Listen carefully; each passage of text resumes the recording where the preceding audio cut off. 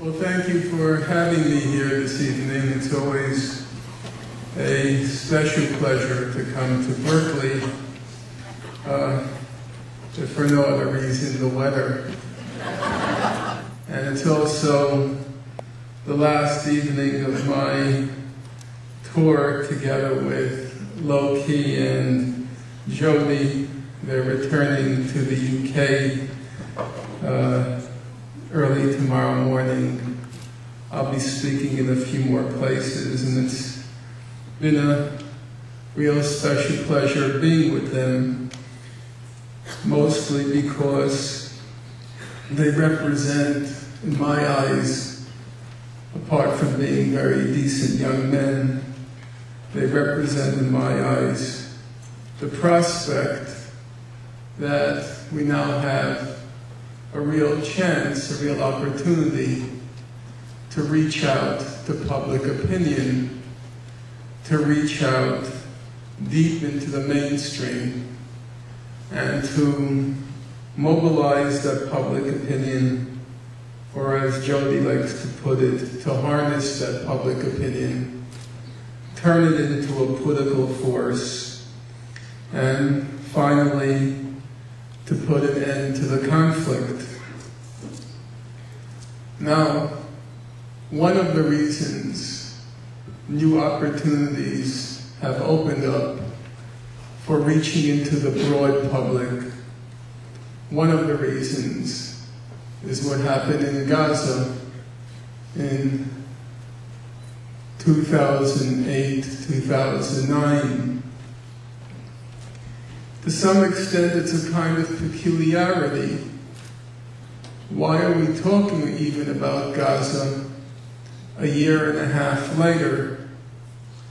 As everybody in this room knows, wars come and go with great frequency in that part of the world.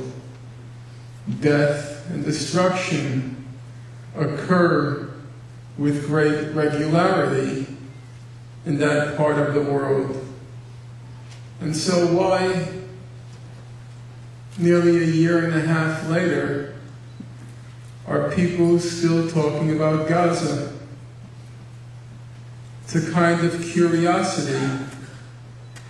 It's the ghost that Israel tries as it does to bury. It can't succeed. It's the shadow that Israel tries as it does to evade. It's unsuccessful.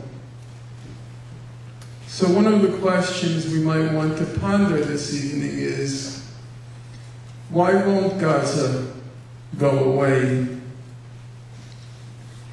Before looking at those 22 days from December 17th to December 27th, to January 18th, those 22 days that Amnesty International called the 22 days of death and destruction.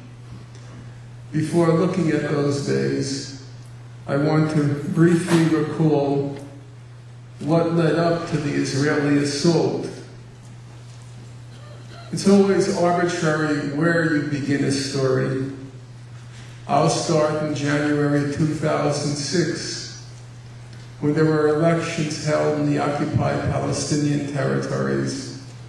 And surprisingly, unpredictably, Hamas, the Islamic movement, won the elections. Former President Jimmy Carter, one of the international observers, he said the elections were completely honest and fair.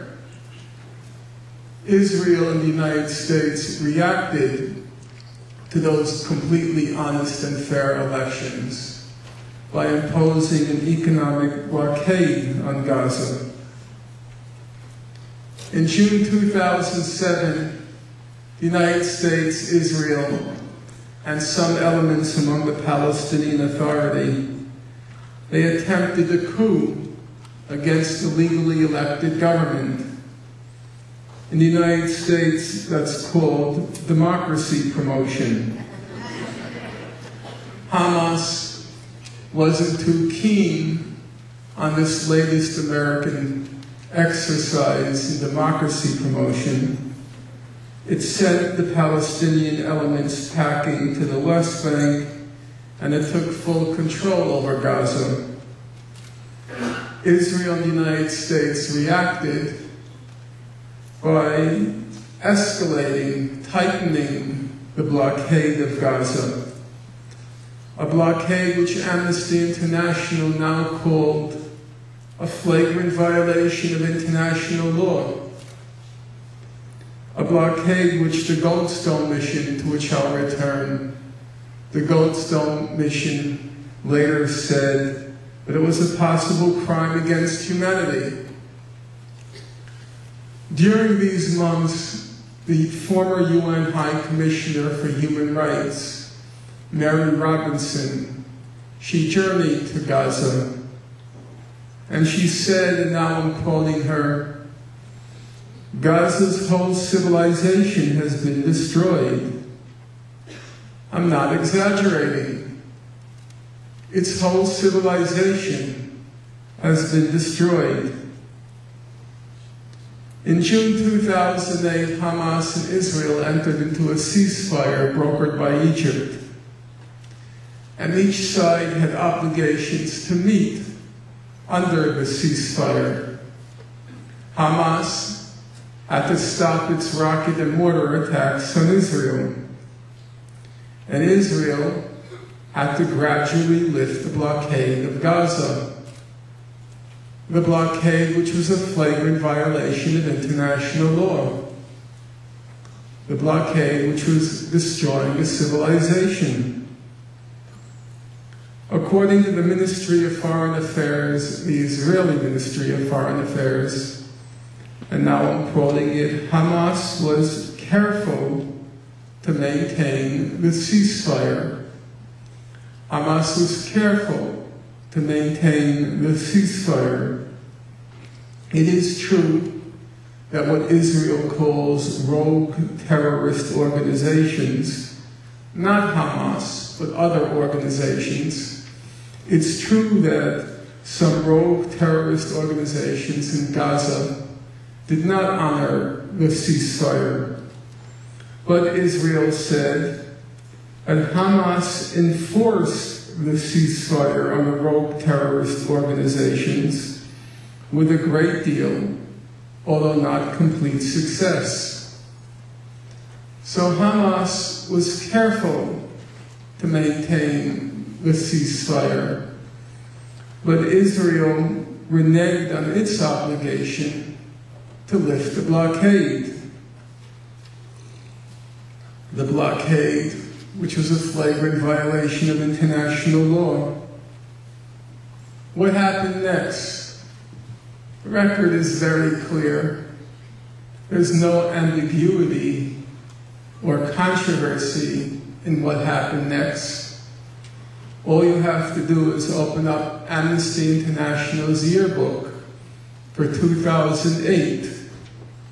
You turn to the entry for Israel and the occupied Palestinian territories, and you'll read this. A ceasefire agreed in June between Israel and Palestinian armed groups in Gaza. It held for 4.5 months, but it broke down after Israeli forces killed 6 Palestinian militants in airstrikes and other attacks on 4 November. Hamas honored the terms of the ceasefire. Israel reneged on its obligations. And then Israel patiently waited. It waited until our election day, November 4th, when the attention of the media and the public was riveted to the result of the historic election. And on that day, Israel went into Gaza, and it killed several Palestinian militants, knowing full well and wanting the ceasefire to break down. Because for many months, indeed for more than a year, it had planned an attack on Gaza, and it needed the pretext. and it created a pretext on November 4th.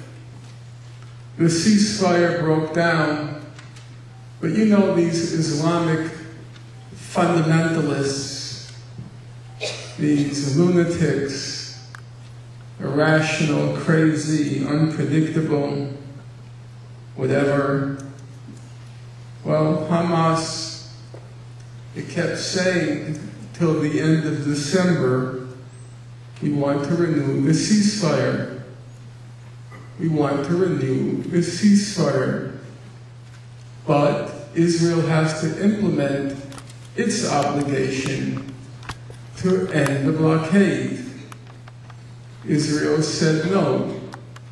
Hamas had to unilaterally and unconditionally stop the rocket fire, but Israel would not lift the blockade.